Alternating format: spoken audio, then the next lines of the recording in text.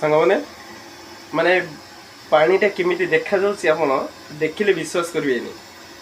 ପାଣିଟା ଆପଣ ଫୁଟୁଥିଲା ଆପଣ ଦେଖିଥିଲେ ପୁରା ରେଡ୍ କଲର ହେଇଯାଇଥିଲା, ହଳଦୀଟା ଯେହେତୁ ଛେଚା ହେଇକି ପଡ଼ିଥିଲା ପୁରା ରେଡ୍ କଲର ହେଇଥିଲା। ବର୍ତ୍ତମାନ ଆପଣ ପାଣିଟା ଦେଖିବେ ନା ଲେମ୍ବୁ ପଡ଼ି ସାରିଲା ପରେ ସେ ପାଣିଟା କେମିତି ଦେଖାଯାଉଛି। ଆଉ ଏ ପାଣିଟାକୁ ଆପଣ ନିଶ୍ଚୟ ପିଅନ୍ତୁ ସକାଳୁ ଉଠିକି, ଆପଣ ଖାଲି ପେଟରେ ରେଗୁଲାର ପିଅନ୍ତୁ ସାଙ୍ଗମାନେ। ମୁଁ ସିରିୟସଲି କହୁଛି ଆପଣଙ୍କୁ, ବହୁତ ହି ବଢ଼ିଆ ଆପଣଙ୍କ ବଡ଼ିର ମାନେ ହେଲ୍ଥଟା ବହୁତ ବଢ଼ିଆ ରହିବ, କୌଣସି ରୋଗ ହେବନି ଆପଣଙ୍କୁ। ଆଉ ବେସିକାଲି ମୁଁ ଆପଣଙ୍କୁ କହୁଛି ଲିଭର ଜନିତ କୌଣସି ରୋଗ ଆପଣଙ୍କୁ ହେବ ନାହିଁ।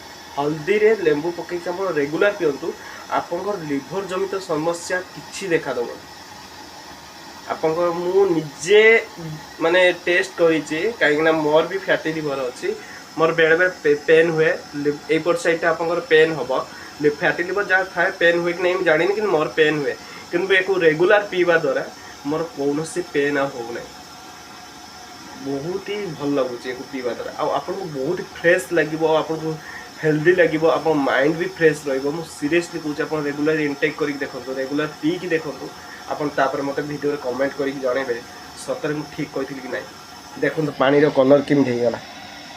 ହଳଦୀ ପାଣି ଆପଣ ଦେଖିଥିଲେ କେମିତି ରେଡ୍ କଲର୍ ଥିଲା, ଲେମ୍ବୁ ପଡ଼ି ସାରିଲା ପରେ ପାଣିର କଲର୍ଟା ଦେଖନ୍ତୁ କେମିତି ଦେଖାହେଉଛି। ଦେଖନ୍ତୁ କେତେ ଯେଉଁ ଧୂଆଁ ବାହାରୁଛି। ଏକୁ ଟିକେ ଥଣ୍ଡା କରିଦେବେ, ନଖ ଉଷୁମ ଭଳିଆ ଥିବ।